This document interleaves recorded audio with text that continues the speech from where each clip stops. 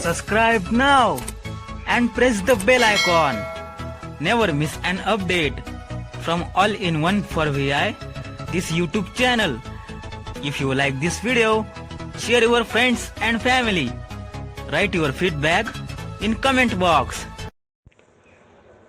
नमस्कार. रविवार 27 डिसेंबर 2020. इंग्रजी पाठ क्रमांक 6. इंग्रजी भाषा, उच्चार आणि अक्षर जुळणी. महादेव गुरव आपल्यासाठी पाठ घेऊन आलेला आहे. Good morning. Sunday 27 December 2020. Lesson number 6, English language, pronunciations and spellings. This is Mahadev Guru has brought a new lesson number 6 today. मित्रहो, मागील 5व्या पाठात आपण वर्षाचे महिने आणि तत्पूर्वी आठवड्याचे दिवस अक्षर जुळणीसहित पाहिले होते. अर्थात आता आपल्याला पुढे जायचं आहे. Friends, in last lessons we had studied about the months of the year and earlier the days of the week. Now we will proceed further. मी तुमच्यासाठी इंग्रजी पाठ घेतो, पण हे पाठ तुम्हाला आवडतात की नाही, उपयोगी पडतात की नाही, हे मला अद्याप कळलेलं नाही. कारण तुमच्यापैकी कोणीही एखादी प्रतिक्रियाही दिलेली नाही की हे पाठ तुम्हाला आवडत आहेत किंवा उपयोगी आहेत. कारण मी घेतो ते अगदी सोपे आहेत आणि त्यामुळे त्याचा तुम्हाला कंटाळा येत असेल किंवा ते तुम्हाला कंटाळवाणं वाटत असेल. पण ते तुमचं पक्कं व्हावं हा माझा विचार आहे.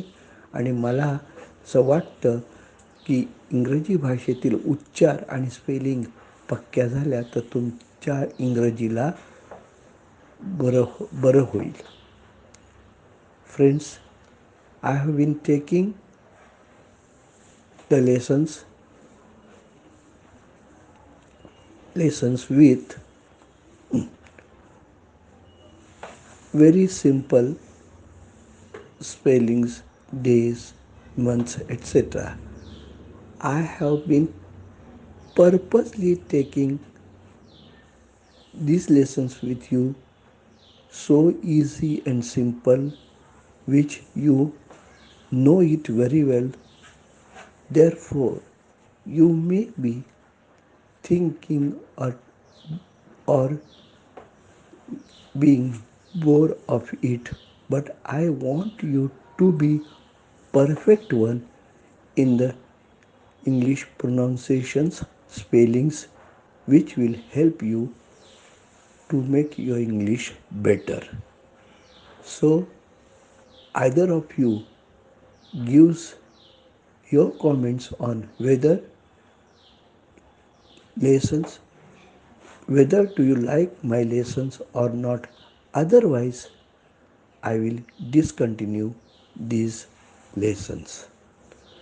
तर तुमच्यापैकी जर पाठ कसे आहेत, बरे आवडतात की नाही, योग्य आहेत की नाही हे जर सांगितलं नाही तर मग मी कधीतरी हे पाठ थांबवेल. असो,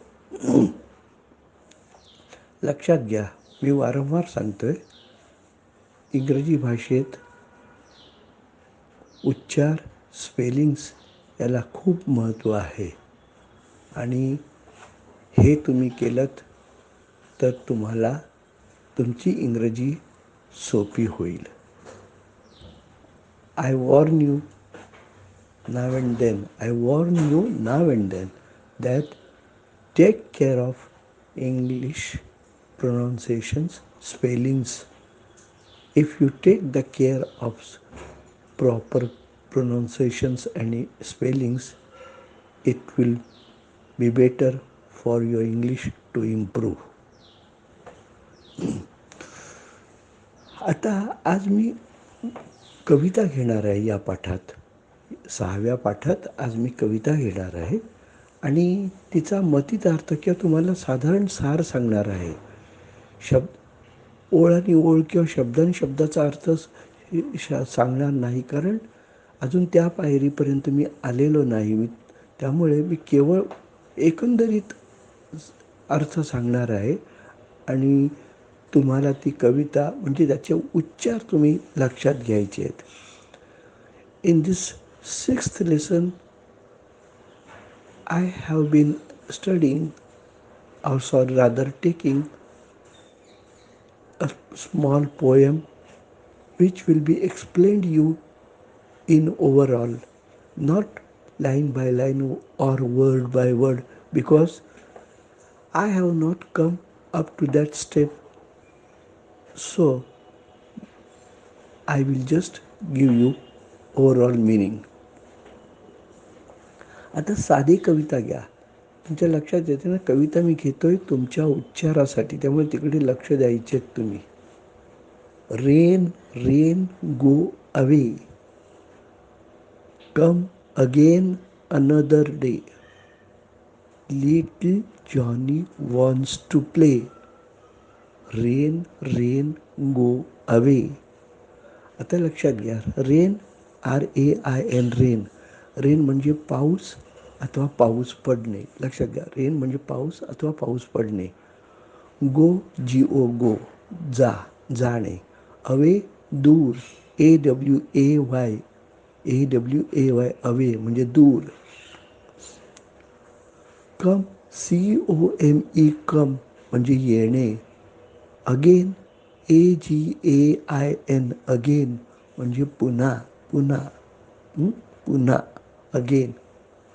another day ANOTHER another, another म्हणजे दुसरं कोणी, कधीतरी इतर दिवशी, इतर. अनदर म्हणजे इतर, दुसऱ्या वेळी. अनदर लक्षात घ्या उच्चार. काही लोक अनादर करतात. अनादर म्हणजे आपल्या मराठीत अनादर, एखाद्याचा आपण आदर ठेवत नाही त्याला अनादर म्हणतात. तर इथे इंग्रजी अनदर म्हणायचं आहे. ANOTHER another. कम again another day, DAY day म्हणजे दिवस. Little Johnny, little LITTLE. इथे लिटिल म्हणजे लहानगा, लहान, छोटा. लिटिल जॉनी, JOHNY जॉनी हे नाव आहे, नाव. त्यामुळे त्याचं एवढं हे नाही. Little Johnny wants to play, WANTS wants म्हणजे हवं आहे, पाहिजे असं नाही. वॉन्ट म्हणजे wants to play. PLAY play म्हणजे खेळायला. टू म्हणजे खेळायला, प्ले म्हणजे खेळणे, टू म्हणजे खेळायला. टू प्ले म्हणजे खेळायला, म्हणजे त्याला खेळायचं आहे, आता तू जा, असं.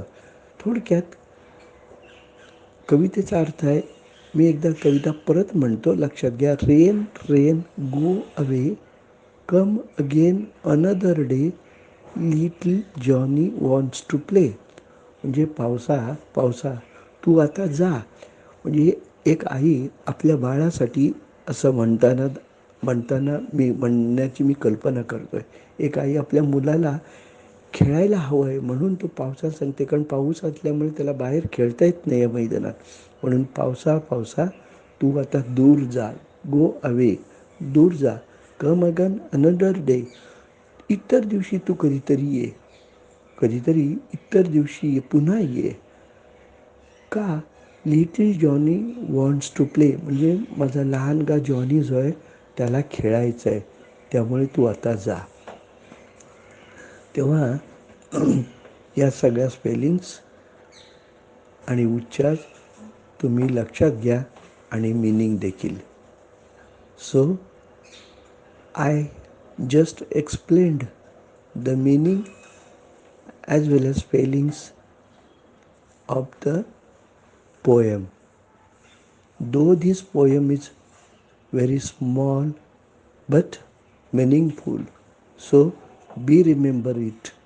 I may ask you at any time. जरी ही कविता छोटी असली पण ती अर्थपूर्ण आहे. तुम्ही लक्षात ठेवा, मी कधीही तुम्हाला विचारेन, तुम्हाला ती सांगता आली पाहिजे. आता पुन्हा मी रिपीट करतो. अल्फाबेट A to Z आणि नंबर 1 to 20.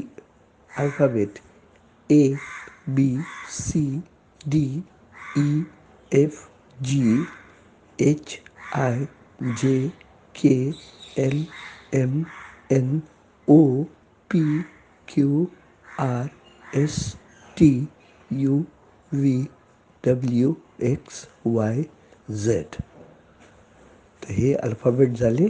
लक्षात घ्या लोकांनी, वारंवार ऐका म्हणजे जेणेकरून तुमचा उच्चार चुकणार नाही.